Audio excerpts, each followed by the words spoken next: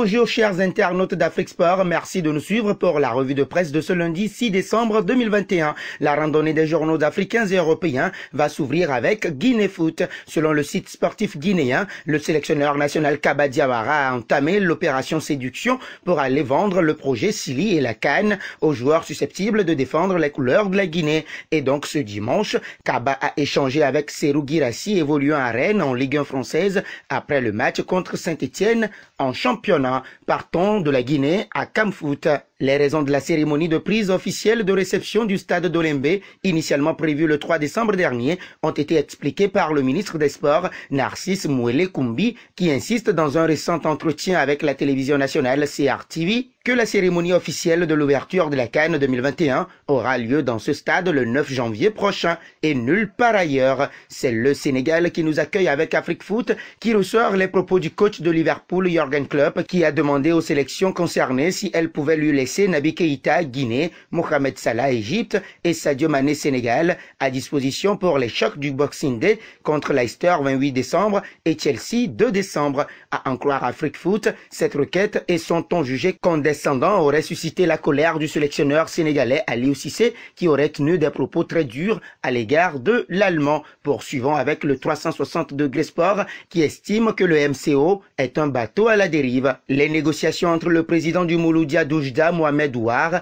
et l'entraîneur belge Luc Eymael sont à l'arrêt et le club se trouve à nouveau dans le flou total, informe le site sportif marocain. L'ancien entraîneur algérien Nabil Neguiz et son staff sont limogés et plus rien n'est clair. Cap sur l'Hexagone à présent. Le quotidien sportif français, l'équipe, revient sur la mauvaise passe de Claude Puel avec l'AS Saint-Étienne, étrié par Rennes, qui est démis de ses fonctions de manager général dimanche. C'est le premier entraîneur limogé cette saison en Ligue 1 française. De la France, partons en English Premier League. Et c'est avec Metro Sport. Le média anglais informe que Fred a donné à Manchester United une victoire étriquée sur Crystal Palace lors du premier match de Ralf Rangnick aux commandes. Le Corriere dello Sport, nous sommes là en Italie, avance sur les bianconeri de la Juventus de Turin qui domine Gênes 2-0 l'équipe de Cheva. Allegri grimpe à la 5e place avec la Fiorentina grâce à un but sur corner direct de Juan Cuadrado et Paolo Dybala qui scelle la victoire d'une frappe croisée. Tuttosport revient également sur cette belle victoire de la Juve avec un super Cuadrado et Dybala. Le média transalpin estime que la Juventus ne perd pas le rythme et après la victoire à domicile contre Salernitana, réplique avec le même résultat 2-0 contre un Genoa en crise profonde. La Gazzetta dello Sport préfère se concentrer sur l'Inter de Simone Inzaghi. Méthode, objectif, résultat, le coach a convaincu tout le monde. La prolongation de son contrat est considérée comme stratégique,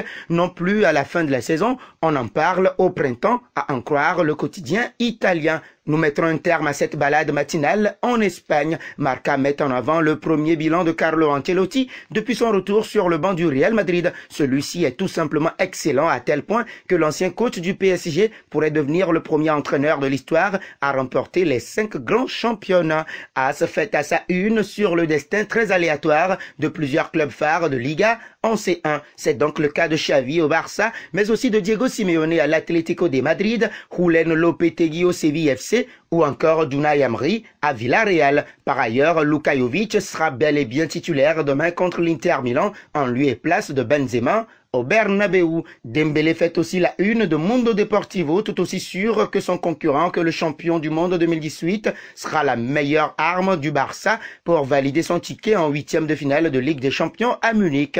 De son côté, Ansu Fati ne sera pas remis à temps pour le choc en Bavière. Sport assure que la solution du FC Barcelone pour faire un résultat demain à Munich se nomme Ousmane Dembélé, sur qui Xavi compte énormément. Problème, Jota Hardy a affirmé hier soir sur le plateau d'El Chiriquinto que l'international tricolore avait annoncé à son coach son départ en fin de saison. Voilà qui met un terme à la revue de presse de ce lundi 6 décembre 2021 sur Afrique Sport. Merci de l'avoir suivi et si c'est votre première fois de découvrir notre chaîne, n'hésitez pas à vous y abonner et d'activer la notification pour ne rien rater de nos informations sportives. La question du jour est de savoir si le FC Barcelone pourra se qualifier pour les 8e de finale de Ligue des Champions. Vos réactions seront très attendues en commentaire. À demain.